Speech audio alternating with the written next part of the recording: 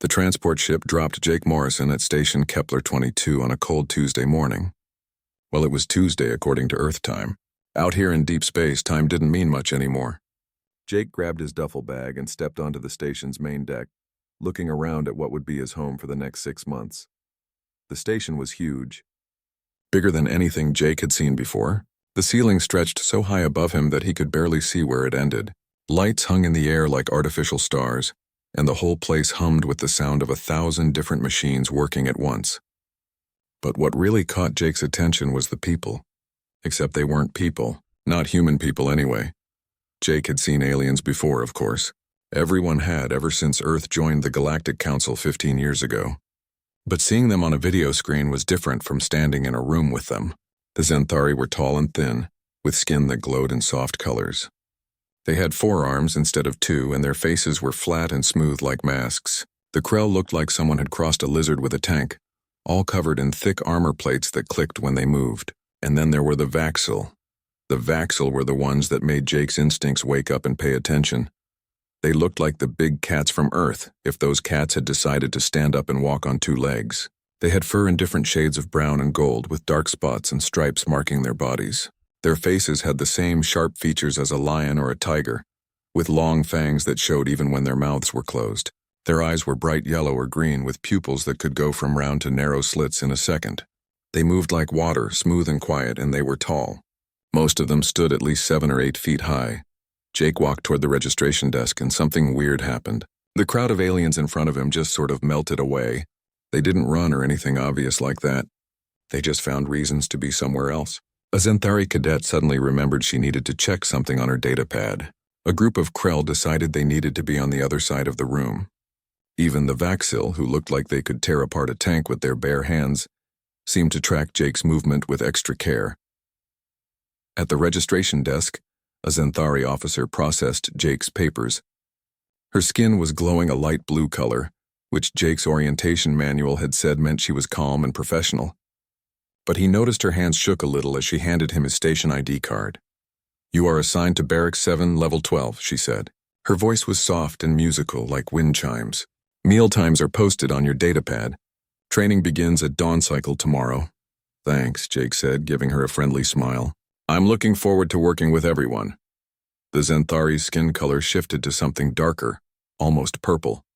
She didn't say anything else, just nodded quickly and looked back at her computer screen. Jake took his ID card and headed toward the barracks, feeling confused. Had he said something wrong? The barracks turned out to be a long room filled with beds and lockers. Most of the beds were already taken, and cadets were sitting around talking or organizing their gear. When Jake walked in, all the conversation stopped. Every alien in the room turned to look at him. Then slowly they all went back to what they were doing. But Jake noticed they kept glancing at him when they thought he wasn't looking. Jake found his assigned bed and started unpacking. The cadet in the next bed was a Krell, his armor plates a dark green color with orange markings. He was reading something on a datapad and seemed to be trying very hard to pretend Jake didn't exist. "Hey," Jake said, trying to be friendly. "I'm Jake Morrison. Looks like we're going to be neighbors." The Krell looked up slowly. His eyes were black and shiny like a beetle's shell. "I am called Corvin," he said. His voice was deep and seemed to come from somewhere in his chest. "You are the human." "Yeah, that's me," Jake said with a laugh. "Only one on the station, I guess. Should make it easy for people to remember my name." Corvin didn't laugh. He just nodded once and went back to his datapad. Jake tried to start a few more conversations with other cadets, but they all went pretty much the same way. Everyone was polite, but nobody seemed to want to talk to him. By the time lights out came, Jake was lying in his bed wondering what he'd gotten himself into. The next morning, Jake woke up early and headed to the cafeteria. The food options were wild. There were things floating in purple liquid, things that seemed to be moving on their own, and things that smelled like burning rubber. Jake finally found something that looked sort of like oatmeal and didn't seem to be alive.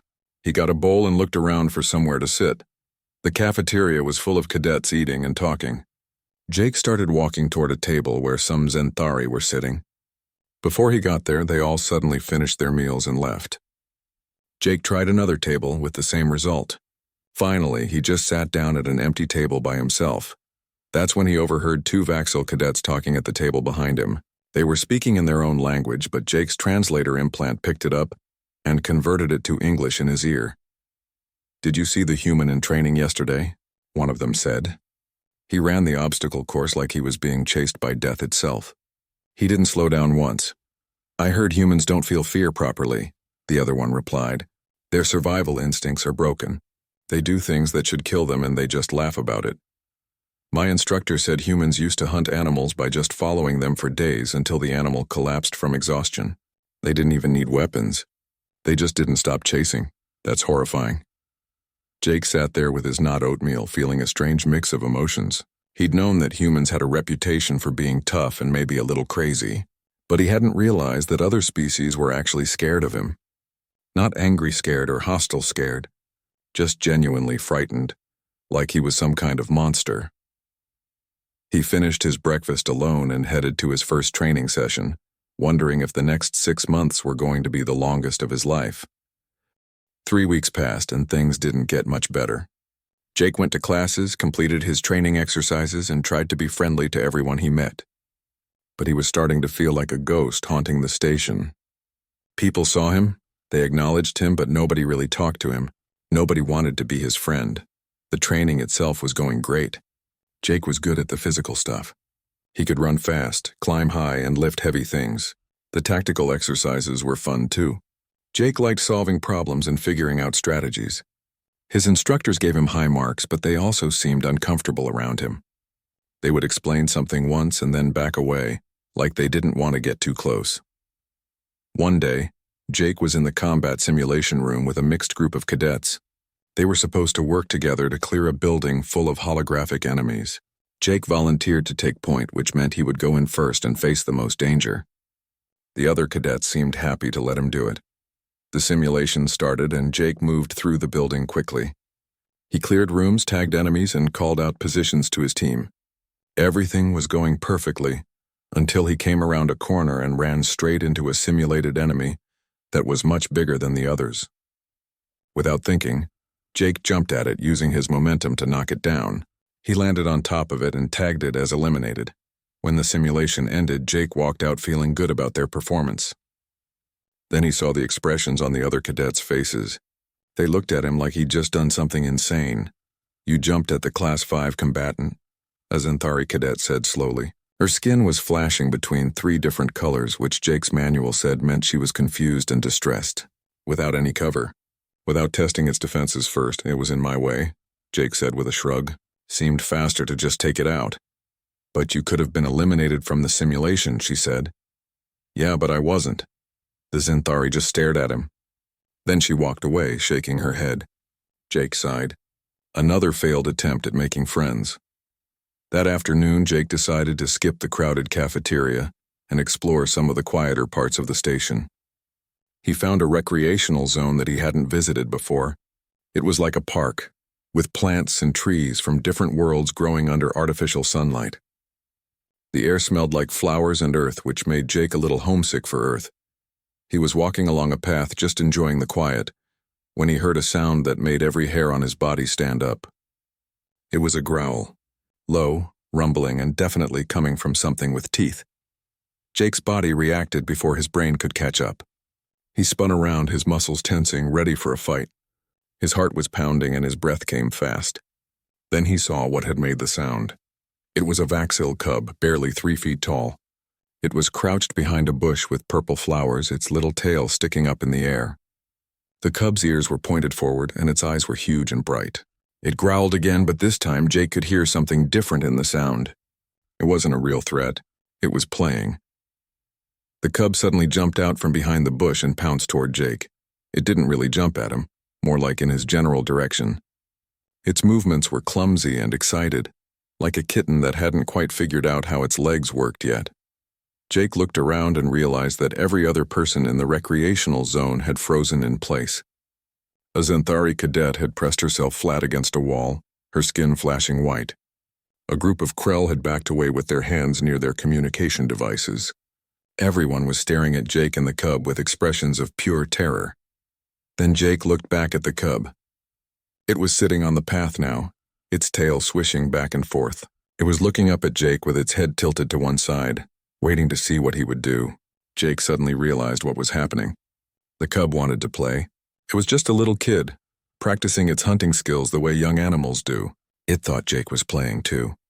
Jake had 2 younger brothers and a little sister back on Earth. He knew that look. He'd seen it 1,000 times when his siblings wanted to roughhouse. Without thinking about what it might look like to everyone watching, Jake dropped down into a crouch. He bared his teeth in a big grin and made a growling sound in his throat, trying to copy the sound the cub had made. The cub's eyes went even wider. Its ears stood straight up. Then Jake lunged forward, making a grabbing motion with his hands but being careful not to actually grab the cub. He didn't want to hurt it. The cub made a sound that was half squeak and half roar. It jumped backward, its little paws scrambling on the path. Then it crouched down again, wiggling its back end like it was about to pounce. Jake growled again and stomped his feet, making big exaggerated movements. The cub was loving it. It bounced around him, making little mock-fierce noises that were absolutely adorable. Jake chased the cub in a circle, being careful to let it get away sometimes. Then the cub turned around and chased him, and Jake pretended to run away. They went back and forth like that, and Jake found himself laughing. Really laughing, for the first time since he'd arrived at the station. This was fun. This was normal. This was just playing with a kid. Finally, Jake scooped the cub up in his arms. It immediately started batting at his face with its paws. Jake could see that its claws were pulled back into its paw pads, the way cats do when they don't want to hurt someone. He let the cub gnaw gently on his forearm while he tickled its belly. The cub made a sound that was somewhere between a purr and a chirp.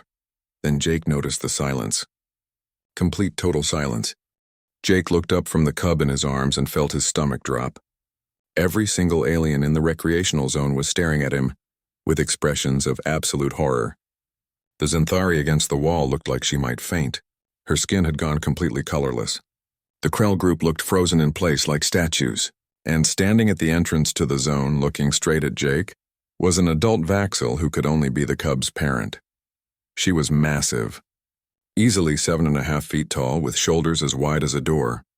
Her fur was a deep gold color with black stripes, and her arms were covered in scars that looked like they came from real fights. Her yellow eyes were locked on Jake with an intensity that made every survival instinct in his body scream at him to drop the cub and run. Jake's brain finally caught up with what he'd just done. He'd grabbed the child of an alien species known for being dangerous predators. He'd wrestled with it. He'd growled at it, in front of everyone, including its very large, very scary-looking mother. "Oh no," Jake said quietly, mostly to himself. "This is really bad." The adult Vaxil started walking toward him. The crowd of aliens scattered like leaves in a wind. Nobody wanted to be anywhere near what was about to happen. She moved with that same liquid grace that all Vaxil had. But there was something else in her movement now, something that reminded Jake of a lioness he'd once seen at a zoo, right before feeding time. Jake gently put the cub down on the ground. It immediately tried to climb back up his leg, making happy chirping sounds and trying to grab his pants with its little paws. The adult Vaxil stopped about 3 feet away from Jake. She was so tall that Jake had to tilt his head back to look at her face. "You engaged my offspring in dominance play," she said. Her voice was smooth and deep like honey poured over gravel. "Explain yourself." Jake's mouth felt dry. He tried to think of something to say that wouldn't make this worse. "I'm really sorry. I didn't mean any disrespect. The cub just reminded me of my little brothers back home, and I wasn't thinking about cultural differences. I should have asked permission first or checked the regulations or done literally anything other than what I just did. I completely understand if this is a serious problem, and I'm willing to accept whatever consequences you think are appropriate." The Vaxil stared at him. Her face was completely unreadable. The cub was now sitting on Jake's foot, chewing on his bootlace and making contented rumbling sounds. "You have younger siblings?" the Vaxil asked. Jake blinked. That wasn't the question he'd expected. "Yes, 2 brothers and a sister. I'm the oldest." The Vaxil's expression changed. Her lips pulled back from her teeth, showing rows of very sharp fangs. Jake's heart jumped into his throat. Then he realized she was smiling. It wasn't a threatening smile. It was an actual, genuine smile. "That explains your behavior," she said. "Among my people, playing with another's offspring is considered a significant gesture. It shows trust. You treated my cub as you would treat your own family members. This is not an insult to me. This is an honor. Jake felt all the tension drain out of his body at once. His legs felt weak. "So I'm not in trouble?" "You are not in trouble, Lieutenant Morrison," she said. "My name is Commander Veth. I am the head of combat training here at Station Kepler 22. I think you and I should have a conversation." Commander Veth picked up her cub, who protested loudly and reached back toward Jake with grabby paws. She gave Jake a nod that seemed respectful, which confused him even more. "Come with me to my office. I believe there are some things you need to understand about how other species see your kind." Jake followed her through the station, very aware of all the aliens watching them go. They walked through several corridors until they reached a section that was clearly military offices. Commander Veth's office was large and decorated with weapons from different worlds hanging on the walls. There were swords, spears, axes, and things Jake didn't have names for. A large desk dominated one side of the room, and several comfortable chairs were arranged in front of it. "Sit," Commander Veth said, gesturing to one of the chairs. She settled into the chair behind her desk with her cub curling up in her lap. "Tell me, Lieutenant, have you noticed how the other cadets behave around you?" "Yeah," Jake said. "They avoid me. They're polite, but nobody wants to get close or be friends. I figured I'd done something wrong, but I couldn't figure out what." Commander Veth nodded slowly. "You've done nothing wrong. The problem is not your behavior. The problem is what you are." "I don't understand." "Let me explain something about the galaxy," Commander Veth said. She pulled up a holographic display showing different alien species. Most intelligent species can be roughly divided into two categories based on their evolutionary history: predator species and prey species. But these categories are more complex than they might seem. She pointed to an image of a Vaxil. "My people are predators. We evolved from pack hunters on a dangerous world. But we are also cautious. We calculate risks. We don't hunt prey that might hurt us unless we absolutely have to. Survival means being smart about which battles to fight." She shifted the image to show a Xanthari. The Xanthari evolved from small tree-dwelling creatures. Their survival strategy was to hide, to flee, to avoid danger at all costs. The Krell developed thick armor because their world was full of predators. Almost every species in this galaxy is, by human standards, very risk-averse. They have to be. That's how their ancestors survived. Jake was starting to understand. But humans are different. "Humans are terrifying," Commander Veth said bluntly. Commander Veth leaned forward in her chair, her yellow eyes fixed on Jake. The cub in her lap was falling asleep, making tiny snoring sounds. Outside the office window, Jake could see cadets moving through the corridors going to classes and training sessions. "Let me tell you what the galaxy knows about humans," Commander Veth said. "Your species evolved on a death world. That's what we call planets like Earth, where everything is constantly trying to kill you. Extreme weather, dangerous predators, poisonous plants. Most species develop on worlds that are much more gentle." She pulled up another holographic image, this one showing Earth. "Humans evolved as persistence hunters. Do you know what that means? It means your ancestors would find an animal and just follow it. For hours, sometimes for days. The animal would run away, and your ancestors would track it and follow it until the animal literally collapsed from exhaustion. Then they would kill it. No other species in the galaxy hunts like that." Jake had heard this before, but hearing it from an alien made it sound different, more frightening. "Your species weaponized throwing," Commander Veth continued. "You're one of the only species that naturally developed ranged combat. Most predators hunt by getting close and using teeth or claws. But humans learned to throw rocks, spears, anything they could pick up. You could kill from a distance." She changed the image to show various human activities throughout history. You look at mountains and decide to climb them. You look at oceans and decide to cross them. You see wild animals and decide to make them into pets. You find poisonous plants and figure out how to eat them anyway. You launch yourselves into space in metal containers powered by controlled explosions. You do things that no rational species would consider. "We're not that crazy," Jake said, but his voice didn't sound very convincing even to himself. "You jump out of aircraft for fun," Commander Veth said flatly. "You tie elastic ropes to your feet and throw yourselves off bridges. You put yourselves in cages and lower them into water with sharks, and you consider all of this entertainment." Jake opened his mouth to argue, then closed it again. She had a point. "But here's what makes humans truly terrifying to the rest of the galaxy," Commander Veth said. "You combine predator instincts with prey-level desperation. Most predators like my people are careful. We don't take unnecessary risks. Prey species run from danger. But humans? Humans run toward danger. You see a threat and your first instinct is often to fight it, even if you're outmatched. You don't back down. She stood up and walked to the window, still holding her sleeping cub. 3 days ago, I watched you jump at a Class 5 combat simulation without cover. The other cadets were horrified. They thought you were suicidal. But you weren't, were you? You just saw a problem and solved it in the most direct way possible. It worked, Jake said. That's exactly my point, Commander Veth said, turning back to him. It did work. And that's what makes humans so dangerous. Your crazy strategies work often enough that you keep using them. You've survived as a species because you take risks that kill most other species. Jake thought about this for a moment. So everyone here is scared of me because they think I'm going to do something unpredictable and dangerous? Yes, but that's not the whole story. Commander Veth returned to her chair. What you did today with my cub showed something that most species don't understand about humans. You saw a young creature playing and you engaged with it on its level. You didn't see a political situation or a potential threat. You saw a child who wanted to play and you played with it. That requires a different kind of courage. She stroked her cub's fur gently. Among my people, playing with another's offspring is significant. It shows that you trust them not to hurt your young, and that you believe they trust you the same way. It's how we build bonds between families and packs. What you did today was instinctive for you, but it showed me that humans have something most species lack. What's that? Jake asked. The ability to be both dangerous and gentle at the same time, Commander Veth said.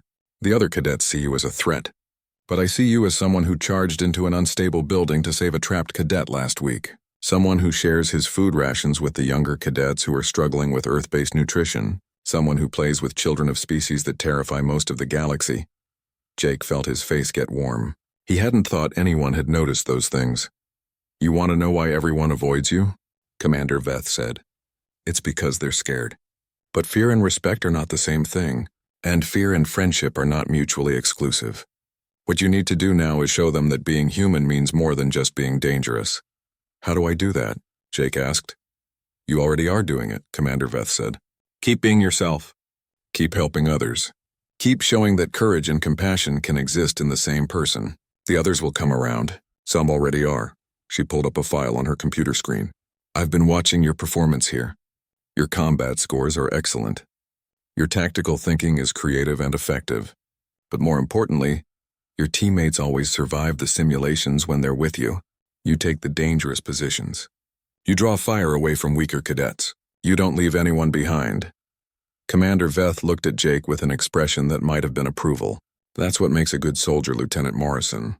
Not just the ability to fight, but the willingness to protect others.